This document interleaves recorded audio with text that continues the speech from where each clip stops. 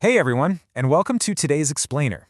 I am so incredibly excited to share this one with you because it tackles something we all deal with literally every single day, but we rarely stop to truly decode it. Our goal for this 7-minute explainer is to build a really wholesome, clear mental model of how social media actually impacts our minds. We're going to move completely past that simplistic, kind of guilt-tripping idea that social media is just bad or that you should just delete all your apps. Instead, we're taking a look at the actual systems at play. Okay, let's dive into this. Here is our roadmap for today. First, the mental weather system. Second, 6 levers in the brain. Third, habits, context, and state. Fourth, bridge, mirror, or megaphone. And fifth, taking back control. Section 1. The mental weather system. Let's start by acknowledging a pretty fundamental truth. Social media feels incredibly personal, and your experience with it can be wildly inconsistent from day to day. If you feel totally supported 1 hour and just entirely drained the next, I want to assure you that is completely normal. Think of it like this. Your mood is a lake, and social media isn't just one stone dropped in once. It's way more like a weather system. The feed isn't just a single piece of content we view and move on from. It's this constant shifting weather system that shapes the entire environment our mind lives in. You know, some days it brings connection and sunshine, and other days it brings comparison, noise, and thunderstorms. So, what does this all mean? Well, the absolutely crucial point is this. Social media doesn't directly create happiness or unhappiness. Instead, it alters the background conditions your mind uses to judge, compare, and respond. Once that clicks, honestly, this whole topic becomes so much easier to grasp. Moving right along to Section 2, 6 levers in the brain. To really understand the mechanics here, we've got to lift the hood. And right off the bat, I want to reassure you, your brain isn't broken, and it definitely isn't irrational. When you react strongly to your feed, your brain is just doing exactly what it was built to do over thousands of years of evolution. But it's having 6 specific levers pressed. Lever number 1 is attention. Think of attention as the front door of your mind. Before anything can affect your mood, it has to get through this doorway. And social media is expertly built to keep opening that door over and over again with notifications and endless scrolling. Because whatever your attention repeatedly rests on, well, that starts to shape your inner weather. Next up, lever number 2 is reward, specifically unpredictable feedback. It's literally like a vending machine that dispenses totally random snacks. Sometimes you get a massive flurry of likes, sometimes you get absolute silence, and sometimes you get like a digital stale Pop-Tart. This uncertainty creates intense anticipation, which is highly tied to our emotions and keeps your brain continuously checking back. Then we hit the third lever, comparison. Look, measuring ourselves against others is just a basic, natural feature of social life. But social media aggressively stretches and distorts this. It forces you to compare your everyday, behind-the-scenes life with all its boring delays and doubts to everyone else's perfectly curated highlight reel. Lever 4 is belonging. We are inherently social creatures, right? Our need to belong is incredibly powerful.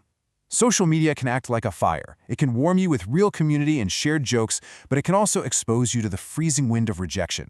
A stretch of online silence or being left out of a group chat can feel like a really harsh social verdict. Number 5 is repetition, and this is a super fascinating quirk of human psychology. The brain actually mistakenly treats repeated exposure to ideas or images as true importance.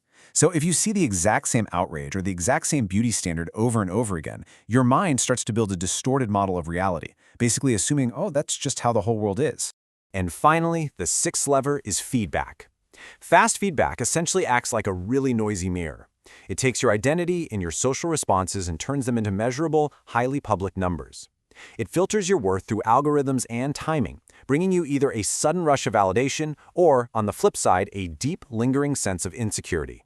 And this brilliantly illustrates the entire system all in one place.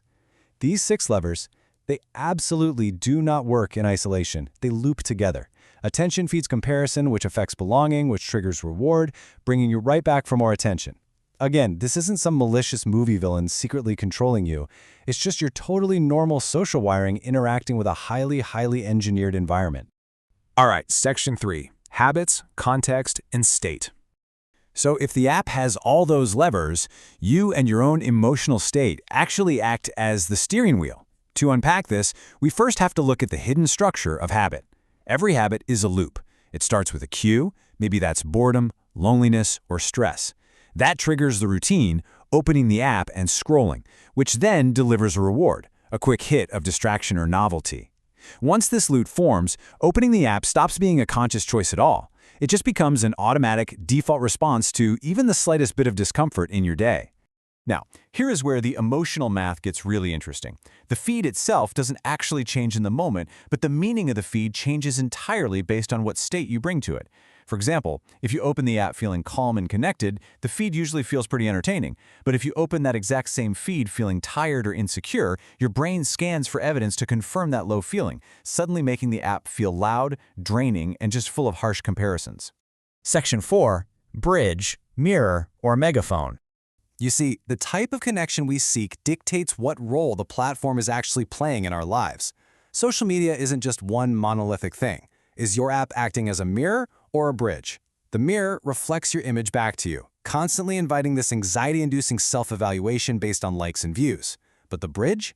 The bridge connects you to real people. It facilitates a message from an old friend, a shared joke, or genuine psychological nourishment. And then, of course, there's the noisy third mode, the megaphone. The megaphone amplifies whatever is loud, provocative, or highly performative, prioritizing absolute extremes over any real meaning. Understanding whether you're using the app as a bridge, a mirror, or a megaphone in any given moment, that changes everything. Finally, Section 5, taking back control.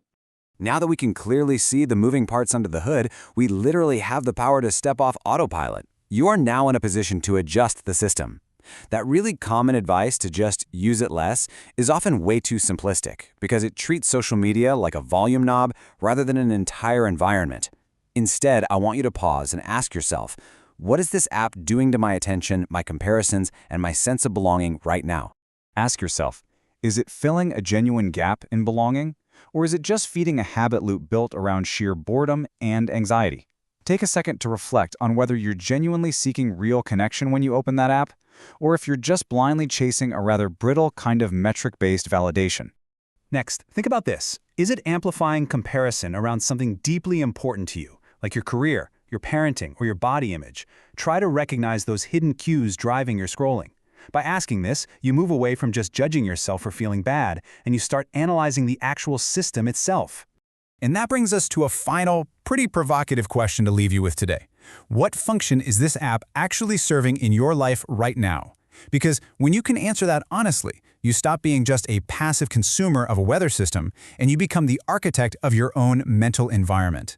You can actually navigate social media intentionally, using it as a tool for real connection rather than letting it quietly dictate how you feel about your life. Thank you so much for exploring this with me, and I really hope this helps you take back your feed.